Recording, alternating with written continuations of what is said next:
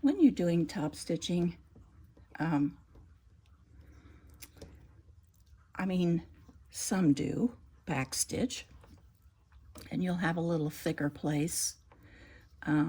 But most bag makers who really want their work to look professional will not backstitch on top stitching, or anything that's going to show on the outside of your bag or on the right side of the lining, like a zipper overlay or something like that. So with a situation like this, we've got a couple of options. This is going to be the top, I think. I don't know, maybe I'll have this one be the top. It's more gatory looking. So this will be the top. This is the back, and this is the front where the turn lock is going to go here. So I'm going to start back here on the back, and I'm not going to back stitch. I'm going to use the seam allowance that is suggested in the pattern. Then I'll trim it so that I trim about 1/8 of an inch off all the way around, so this is exactly even. You can see here that this sticks over a little bit, and this one does, and so after I get it top stitched and I trim it, it will be exact. So when I'm done, I'll go around, and when I'm done, I'll stop at the same place where I started. I might drive over 1 stitch, but no more. And then I will pull my threads to the back, because this back piece is going to be riveted to the back of the bag. It's going to fold over the bag like this. The turn lock will be here, and this will look like there is no beginning and no end. So I'm going to use the marks on my stitch plate, and on a Bernina you have different stitch plates that you have to choose from, and since this is fairly thick fabric and I'm using a heavier needle and stronger thread, I'm using the single hole stitch plate. So I can't put this along this edge of my presser foot and scooch my needle this way or that way to make it 1/4 of an inch. So I'm going to use the markings on my stitch plate and on my table, my Sew Steady table, and line this up. And I've got plenty of thread. My machine is oiled and maintained and ready to go. So I'm just going to stitch down. And I am going to increase my stitch length. Now on an industrial machine, you would probably increase your stitch length to 4 or 5. On a domestic machine, 3.0 is plenty. So I'm going to tell my machine that I want to go up to 3.0. There we go. And so now I'm at 3.0.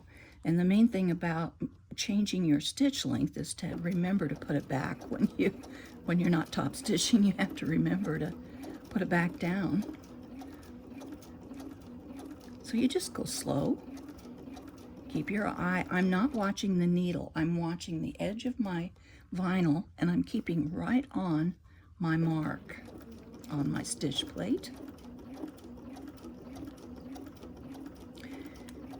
And I'm not going fast. And I'm going to kind of guesstimate. And when I get down here to the end, where I'm pretty close, I'll check it. And I'll see how close I am. And I'm using my knee lift. So I need one more, maybe, stitch. One more. And there I am, exactly on my spot. Let me pull this thread out of here. And I'm not using a contrasting thread.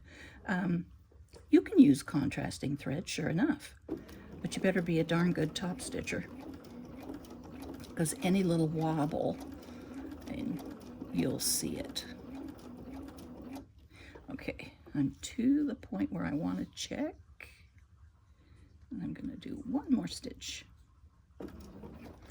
And I'm right on my mark. And pulling these threads to the back and just tying them will be plenty sufficient to hold them. And since this is a double layer, if you wanted to, you could pull them between these two layers in here and tie them down in there. Then they wouldn't show on either side. So there might be some time when you're making a bag that you would want to hide them all together. All right, I'm just close enough. I want to check, and that's about right. And since I fused my two pieces of vinyl together with Steam-A-Seam, if my needle, I see a little bit of glue on my needle. If it got sticky, I would clean it with some alcohol wipes. Okay, I'm getting ready to come up to my previous stitching. I'm going to go over one stitch and raise my needle, raise my presser foot, and I will pull all these threads to the back and tie them. And they will be hidden because my rivets are going to go right here. So there's the back, and you just pull on a thread. And I learned this from Jess Oakleroots and Kelly Rao.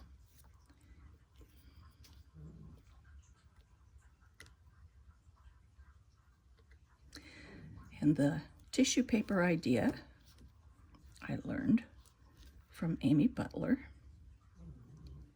and Lauren Mormino. You see, a lot of great minds think alike. I'm going to trim these a little bit because they're way long. There we go. All right, I'll tie them and I'll be ready to top stitch the other. And top stitching is all done on my handle. Use the burgundy thread on top and turquoise thread on the bottom, so it would all kind of come together. Tied my threads on the back.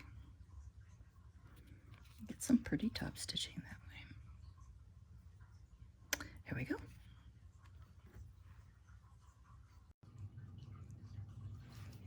I'm getting ready now to put the female part of the twist locks on the bands, on the top band of the bag for the closure.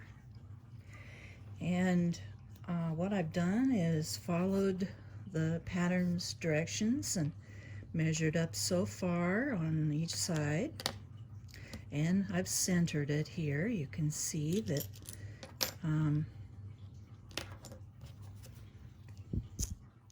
I've found the center, and I measured up where the pattern told me to go, and then I laid, this is the back and this is the front, and so you can, I'm going to mark all over the back of it. So you can see that I've just used the washer part of the turn lock like a template. And I got this wonderful pencil from Lauren Mormino that works on vinyl, and it is just pretty handy to have. And that's what I marked on this vinyl with. And on the pink vinyl, which I'm going to use a square turn lock, this one will be oval. On the pink vinyl, you can see it also. It turned out where I could see it real well. And it used to be, and you still could cut these with an X-Acto knife or the Fisker's knife and then punch holes with your hole punch. It used to be that we had to do that. But there are quite a few places now that carry these punches, and you can get these at a I'm just going to get my oval ones out here so I can see what size I need. That one is too big, and this one is too big.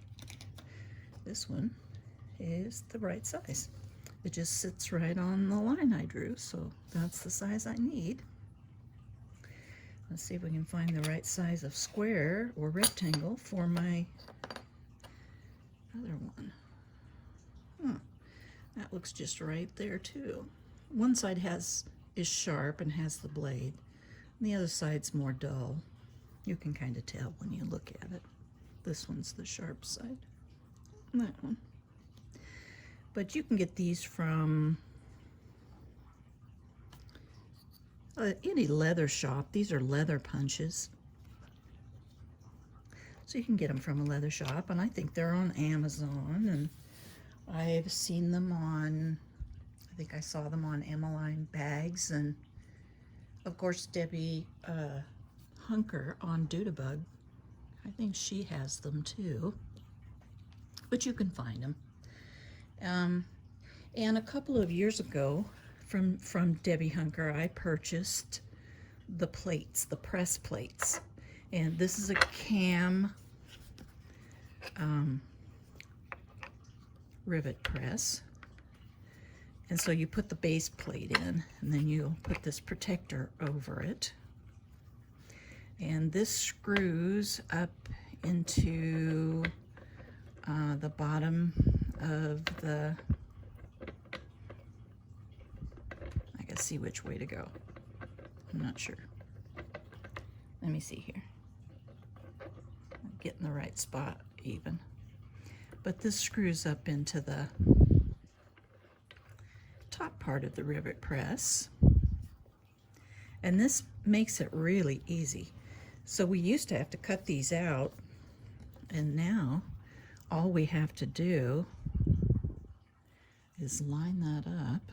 You can see in there that it's lined up right on my lines. Hold it in place, put it under the press, and just cut out the cutout that we need. And there it is. Perfect. So now I need to cut out the two little holes where my screws are going to go. So I'm going to use this little pad here because this one's really tough and I don't want to ruin my cutting mat. And this is a Japanese hole punch that I got from Amazon, and I found out about this little hole punch from Saya Swag. So I'm just going to punch the holes where the screws go.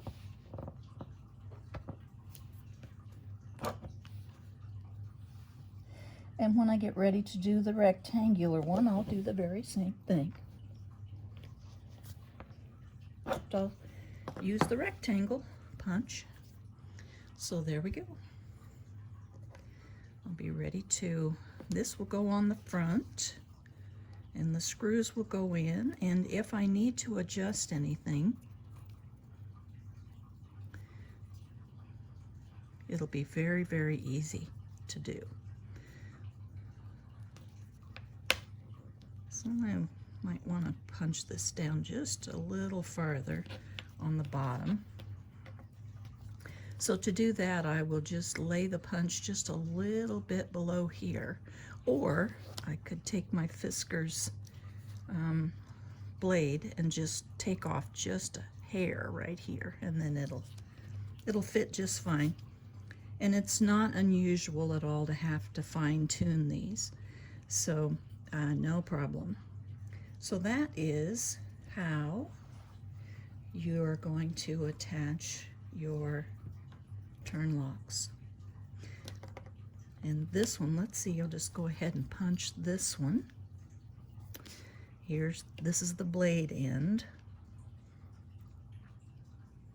So I want to be sure and get that right. You don't want to, because if you press down and you don't have your blade end down, you make it really dull. There we go. And there's the rectangle for my rectangular. Punch my holes for the screws. I've got them marked. Same kind of thing.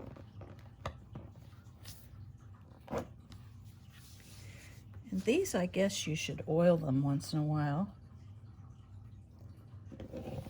I haven't ever oiled mine, but I hear that you should. So there we go. I'm ready to install that one.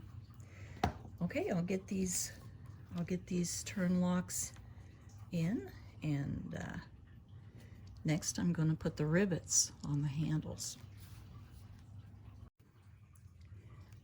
So on this strap, I thought that this was a little low here, but it wasn't. This little hole here is just perfect. I just needed to make the holes where the screws go a little bigger. I just looked on the back here and saw that my screw holes were not nearly big enough.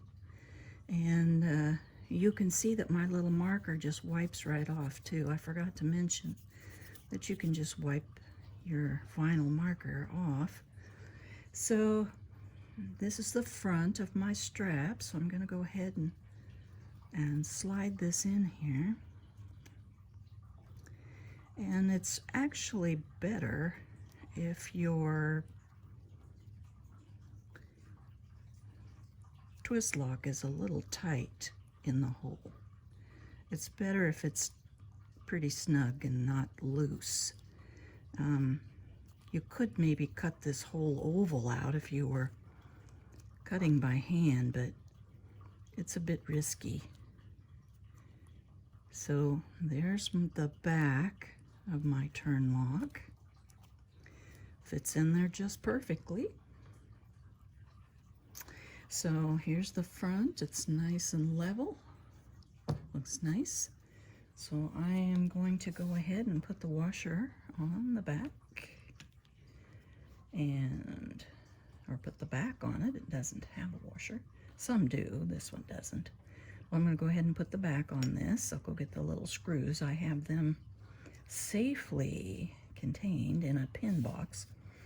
And I'll put the little screws in, and then the female part of this will be done. And I'm not going to do the male part. Here it is.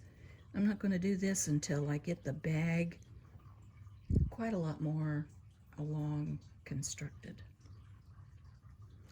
And then I will. So I'll get the screws in here and we'll see how it looks. Woo, that was close.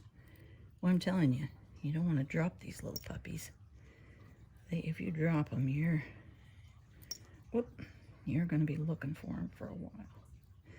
And if you have a magnetized screwdriver,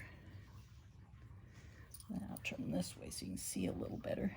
But if you have a magnetized screwdriver, it's so nice because you can just grab them. And these little screws, some people put a Loctite, a little drop of Loctite on there. And or glue. You could use a little glue. So do you see how this looks a little loose right here? So I'm thinking, and I'm going to have to put something behind this because it is not, this isn't thick enough. So I am going to be getting a piece of, I don't know, maybe I'll use Decovil, piece of Decovil. And I'll put behind, whoa, put behind my washer. And make sure I got that on there really nice and snug. I don't think it came with any other piece that goes with it. So I'll go cut a piece of Decovil and we'll put that on there. Okay, I made a little washer just from, these are 2 pieces of Decovil light fused together. I stuck them together with the iron. So I think I might have enough now that I can kind of make this work. We'll try it. If it doesn't work, we can at least say that we tried.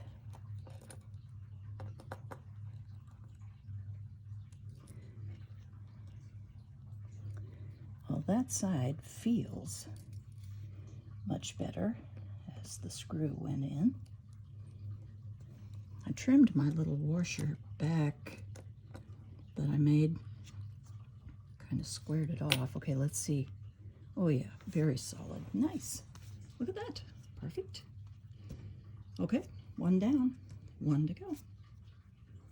That looks nice. I like it a lot. I may go ahead and put some Loctite on those. They seem a little flimsy, but on the screws. But that'll be easy to do. Okay, now then, on to the next one. For the second twist lock, this one's a little different. This is covered with a special cover to keep it from getting scratched. I'll just leave that on there. But this one, if you can see, there isn't any opening here or here between the screw and the frame around the rectangle. So I need to cut around where the screw's gonna go. So I've already cut my little square, which fits perfect. But now I've got to make some marks, and I'm going to use the screw holes that I punched and line everything up really nice and square. And I'm going to come around maybe here and around here and around here and around here. So now I have a narrow, bigger oval. So let's see what we got here. We've got this big oval here. Would this work?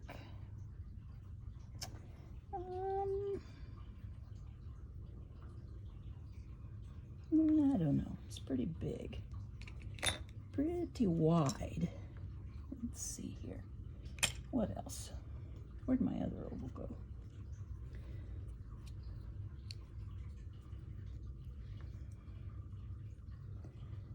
I think I'll just punch twice, and I'll punch out here and here, and just take out that much and see. I might still have to do some trimming. It's just because this is square, so it's going to come off. Yep, that'll work. My little oval will work, I think. Yep. Okay, so let's do that. So let's line it up. We want to be kind of conservative because you don't know exactly how much space you've got. So, all right, we'll trim it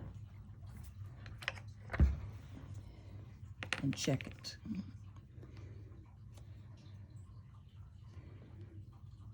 Not too bad. Not too bad. Got a little kinky thingy right there, which I will have to take out. But let's go ahead and trim the other side.